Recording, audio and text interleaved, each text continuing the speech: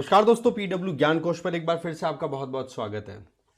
दोस्तों, एक सवाल हमेशा आपके दिमाग में आता होगा कि एक बार यूपीएससी एग्जाम क्रैक कर ली, तीनों लेवल्स हमने पास कर लिए, चाहे वो प्रीलिम्स हो, मेंस हो, फिर इंटरव्यू हो, तो ऐसे में एक बार आईएएस ऑफिसर बन गए, कैडर अलोकेट हो गया, स्टेट गवर्नमेंट के अंडर जाके काम करना स्टार्ट कर दिया, तो क्या वहां पर किसी भी आईएएस ऑफिसर के द्वारा कुछ गड़बड़ की गई तो ऐसे में उसको हटाना, ट्रांसफर करना, सस्पेंड करना, इनसे रिलेटेड डिसीजन कौन लेता होगा? क्या अगर किसी एक स्टेट कार्डर के अंडर में जाकर के आप अपना काम कर रहे हैं, अपनी ड्यूटी, अपनी सर्विसेज दे रहे हैं, तो वहां पर क्या state government, that means chief minister के हाथ में इतनी पावर रहती है क्या कि वो किसी एक आईएएस ऑफिसर को उसके जो भी सर्विसेज के बीच में उन्होंने जो गड़बड़ी की है उसके चलते उनको पनिश कर सके, उनको हटा सके, या फिर कहें कि उनकी जो जॉब है वो ले सके? क्या ये हो सकता है?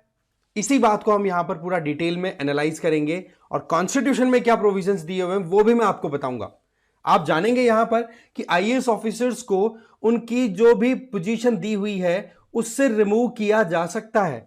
इसका मतलब यह कि कहीं पर कोई आईएएस ऑफिसर, आप कह सकते हो कि डिस्ट्रिक्ट कलेक्टर के तौर पे काम कर रहा है, या फिर चीफ मिनिस्टर के द्वारा अपने चीफ सेक्रेटरी के तौर पे भी किसी को अगर ड्यूटी दे रखी है आईएएस ऑफिसर को, तो वो ड्यूटी भी ली जा सकती है। बट सवाल यह है कि क्या आईएएस ऑफिसर की वो जॉब को खत्म कर सकते हैं? तो देखो, इसका जवाब है एब्सोल्युटली नॉट। ओके, क्योंकि यहां पर हमें समझना होगा कि हमारे कॉन्स्टिट्यूशन में आर्टिकल्स ऐसे दिए हुए हैं जो कि एक सिविल सर्वेंट को अच्छी खासी सेफ जोन या सेफ पोजीशन प्रोवाइड करते हैं, जिससे कि वो इंडिपेंडेंटली फ्रीली अपने काम को कंप्लीट कर सके। बट यस, अगर किसी आईएएस ऑफिसर के द्वारा स्टेट गवर्नमेंट की गाइडलाइन से, स्टेट गवर्नमेंट की इच्छा अनुसार काम नहीं किया गया, तो स्टेट गवर्नमेंट वहां पर उनका ट्रांसफर या उनको सस्पेंड भले ही कर दे। सस्पेंड करने के लिए तो आपको पता है बहुत सारे जो उनके कोड ऑफ कंडक्ट है आईएएस ऑफिसर्स के लिए या सिविल सर्वेंट्स के लिए, वो अगर वायलेट हो रहे हैं तो सस्पेंशन है। अदरवाइज वहां पर सरकार बदलती है तो आपको भी पता है कि सबसे पहले लिस्ट निकलती है कि हाँ जी, इतने आईएएस ऑफिसर्स का ट्रांसफर कर दिया गया।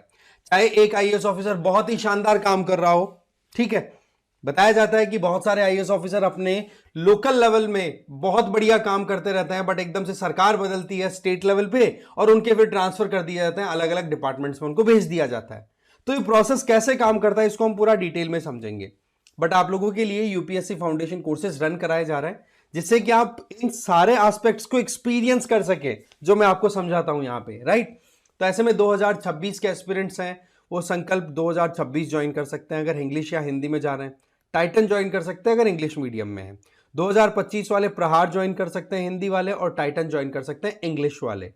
रेट्स बिल्कुल माइन्यूट है, आप ज्वाइन कर सकते हैं। इसमें देखो, लाइव एंड रिकॉर्डेड क्लासेस के साथ में डेली एमसीक्यूज और मेंस आंसर राइटिंग प्लस सी सेट क्लासेस और कॉम्प्रिहेंसिव ई बुक्स भी दी जाएंगी। इससे क्या होगा, आप अपनी तैयारी को एक सेल्फ स्टडी वाला पुश भी दे पाएंगे। एडमिशंस ओपन है, लिंक है वो डिस्क्रिप्शन बॉक्स में दिया हुआ है, चेक कर लो आप।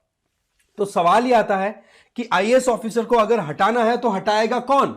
तो इसका एक सिंपल सा जवाब यह आता है कि देखो, अगर मान लो एक आईएएस ऑफिसर स्टेट के अंडर में काम कर रहा है, स्टेट गवर्नमेंट के अंडर काम कर रहा है, तो उस आईएएस ऑफिसर के द्वारा कोई भी अगर गड़बड़ की गई है, जैसे अभी रिसेंट टाइम पे केरला में 2 आईएएस ऑफिसर्स को कहीं ना कहीं सस्पेंड किया गया है। उसके पीछे लॉजिक क्या दिया गया था कि जी उनके द्वारा, एक तो है उन्होंने रिलीजियस ग्रुप बना लिया था, और एक है उन्होंने सीनियर को सोशल मीडिया पर जाकर के क्रिटिसाइज कर दिया था। तो ऐसे में कोड ऑफ कंडक्ट जो है उसका वायलेशन हो गया, तो ऐसे में उनको सस्पेंड किया गया। बट अगेन मैं बता दूं कि स्टेट गवर्नमेंट के हाथ में केवल ये 2 ही ऑप्शंस हैं, या तो वो ट्रांसफर कर देंगे एक जगह से दूसरी जगह, भाई ये डिपार्टमेंट में आप अच्छे से काम नहीं कर रहे हो, चलो जाओ, ठीक है। जैसे अभी हमने जो न्यूज क्लिप देखी थी उसमें basically Sinha ji IAS officer, उनको आप कह सकते हो कि फॉरेस्ट डिपार्टमेंट मिला हुआ था, तो उससे उनको हटा दिया गया कि भाई कुंभ का मेला हम ऑर्गेनाइज कर रहे हैं, तो वहां पर स्लॉटर हाउस से रिलेटेड जो अप्रूवल्स हैं वो बेसिकली फॉरेस्ट डिपार्टमेंट मोर और लेस देख पा रहा है। तो ऐसी परिस्थितियों में इनको हम डिस्ट्रप्शन में नहीं लेना चाहते, तो ऐसे में पहले कुंभ मेला अच्छे से हो जाए, तो ऐसे में जो भी डिपार्टमेंट को मैनेज कर रहे हैं उसको हटा दिया गया यूपी गवर्नमेंट के द्वारा। अब देखो, इसमें सही गलत के ऊपर हम नहीं जाएंगे, हम जा रहे हैं कि प्रोसेस क्या है ना। तो यहां पर ट्रांसफर वाला मामला तो देखो एकदम सिंपल सा है कि हाँ भाई ठीक है, दूसरे को ले आए, लाइक माइंडेड इंडिविजुअल्स को ले आए। देखो सीधी बात है, सिनर्जी अगर मेंटेन रहती है तो सरकार और ब्यूरोक्रेट्स के बीच में फ्रिक्शंस कम आते हैं, तो काम भी अच्छे से होता है। तो वहीं पर एक पॉइंट हमें हमेशा ध्यान रखना है कि किसी भी पॉलिटिकल पार्टी के टुवर्ड्स हमारा कहते ना कि टिल्ट नहीं होना चाहिए या एंटी नहीं होना चाहिए, क्योंकि अल्टीमेटली हमें डिफरेंट डिफरेंट गवर्नमेंट्स के अंडर में काम करना रहता है, राइट। चाहे फिर वो बीजेपी क्या है, कांग्रेस क्या है, या फिर कोई भी पॉलिटिकल पार्टी वहां पर रूल करे, तो हमें पॉलिटिकली न्यूट्रल रहना होता है, ठीक है। अब आप देखिए, तो दूसरा पॉइंट है सस्पेंशन का। सस्पेंशन के लिए तो सीधा सा है, देखो कि एक बार स्टेट गवर्नमेंट के द्वारा एक पर्टिकुलर टाइम पीरियड दिया जाता है ना, 2 से 3 महीने का समथिंग। तो उस टाइम पीरियड के अंदर आप पहले तो चार्जेस लगाओगे कि भाई इस इंडिविजुअल ने ये गड़बड़ की है, तो उसको सस्पेंड करेंगे, तो सस्पेंशन चलेगा। फिर उसके बाद में आप देखते हैं कि वो सस्पेंशन कब तक कंटिन्यू रहेगा, है ना।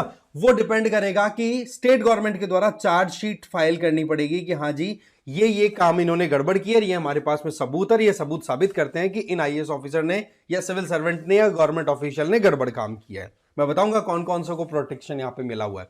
फिर उसके बाद में आगे की प्रोसीडिंग बढ़ती है। बट रिमूवल की बात है कि उनकी पोस्ट ही खत्म कर दी जाए, तो ध्यान रखें कि यूपीएससी एग्जाम जब आप क्रैक कर लेते हो तो उसके बाद में आपका ट्रेनिंग का काम मोर और less department of personal training के द्वारा देखा जाता है, इसमें कोई डाउट नहीं है। बट अपॉइंटमेंट किसके द्वारा की जाती है? महामहिम राष्ट्रपति जी के द्वारा। और ये अपॉइंटमेंट ही यहां पर डिसाइड कर देती है कि एक सिविल सर्वेंट को उनकी पोजीशन से कौन रिमूव कर सकता है। अगर हम नेशनल या सेंट्रल लेवल की बात करें तो सिविल सर्वेंट्स की अपॉइंटमेंट होती है प्रेसिडेंट के द्वारा, और वहीं पर स्टेट लेवल पे होती है ना, वो गवर्नर जो होते हैं स्टेट के, उनके द्वारा। तो इसमें अपॉइंटमेंट की बात क्लियर हो गई ना। अब रिमूवल की बात कर लेते हैं। आर्टिकल 311 है ना, ये हमारे सिविल सर्वेंट्स के लिए एक बहुत ही गजब की प्रोटेक्टिव शील्ड का काम करता है। और इसको लेकर के आप एथिक्स का पेपर जब भी देखते होंगे, कभी आपने सुना हो कि आईएएस ऑफिसर्स के अगेंस्ट में जल्दी से एक्शन लेना पॉसिबल नहीं हो पाता अगर वो गड़बड़ी भी कर रहे हैं, क्योंकि आर्टिकल 311 उनके लिए एक प्रोटेक्टिव शील्ड का काम करता है। क्यों? क्योंकि इसमें सीधा लिखा हुआ है कि no person who is a member of civil service of the union और ऑल इंडिया सर्विस और civil service of a state holds a civil post under the union or state shall be dismissed or removed by the authority subordinate to that by which he was appointed. That means कि president साहब ने अगर central level पे या all India level पे किसी को appoint किया है, गवर्नर साहब ने स्टेट लेवल पे किसी को सिविल सर्वेंट के तौर पे अपॉइंट किया है, तो उनको हटाने की जो अथॉरिटी है ना, वो इनसे नीचे वाली पोस्ट के किसी को भी नहीं मिलेगी। इसका मतलब जिसने अपॉइंट किया है वो ही उसको रिमूव कर सकता है, उनको हटा सकता है, ना कि चीफ मिनिस्टर। आ गई बात समझ में? इसी के साथ में क्या फिर इसका मतलब कोई गड़बड़ी कर रहा है सिविल सर्वेंट, उनको भी कोई मतलब कोई उनके टेंशन नहीं रहेगी, उनको हटा ही नहीं सकेगा? ऐसी बात नहीं है। आप देखिए सबसे पहले तो कि आर्टिकल 311 के तहत कौन कौन प्रोटेक्टेड है। एक तो सिविल सर्वेंट्स आपके सर्विस यूनियन के अंडर में, एक ऑल इंडिया सर्विसेज जिसके अंडर में आईएएस, आईपीएस और आपकी इंडियन फॉरेस्ट सर्विस आ गई आईएफएस। इसी तरीके से सिविल सर्विसेज एनी स्टेट आपके स्टेट लेवल की हो गई। इसके अलावा कोई भी इंडिविजुअल जो पोस्ट ऑक्यूपाई करके चल रहा है, ठीक है, यूनियन या स्टेट लेवल पे, अगेन वही सिविल पोस्ट को लेकर के, तो ऐसे में आर्टिकल 311 के तहत उनको प्रोटेक्शन मिलेगी। समझ गए बात को? इसके अलावा आर्टिकल 311 का जो प्रोटेक्शन है वो डिफेंस पर्सनल्स को अवेलेबल नहीं है, उनका अलग सेपरेट चलता है। जैसे कोर्ट मार्शल और ये चीज होती है ना उनकी, वो चीजें अलग है, सेपरेट डिफेंस वाला। बट हम यहां बात कर रहे हैं सिविल सर्विसेज की। तो ऐसे में आर्टिकल 311 इनको प्रोटेक्शन देता है। बट वहीं पर इसी आर्टिकल 311 क्लॉज 2 के तहत आप देखोगे तो ABC सब क्लॉजेस दिए हुए हैं जो साफ साफ ये कहते हैं कि अगर किसी भी सिविल सर्वेंट के द्वारा अपनी ड्यूटी के ड्यूरिंग गड़बड़ की गई तो उनको बाहर का रास्ता भी दिखाया जा सकता है, जिसमें एक तो यह है कि कोई क्रिमिनल चार्ज लगा है तो उनके खिलाफ में कार्रवाई। इसके अलावा मान लो कि कोई जो एम्पावर्ड अथॉरिटी, अगेन अथॉरिटी कौन हुई? जिन्होंने अपॉइंट किया है, प्रेसिडेंट साहब सेंट्रल और ऑल इंडिया लेवल पे और गवर्नर साहब आपके स्टेट लेवल पे, तो उनके द्वारा डिसमिस और रिमूव किया जा सकता है बिना किसी इंक्वायरी के भी, अगर ये लगे कि इंक्वायरी के चलते प्रॉब्लम क्रिएट हो सकती है और बातें और उनके पास में सबूत है कि ये इंडिविजुअल गड़बड़ कर चुका है, राइट। तो ऐसे में फिर इंक्वायरी के बिना भी उनको रिमूव किया जा सकता है। एक चीज हमें ध्यान रखनी है कि जो भी आईएएस ऑफिसर्स होते हैं, सिविल सर्वेंट्स होते हैं, उनको खुद को भी डिफेंड करने का पूरा मौका दिया जाता है।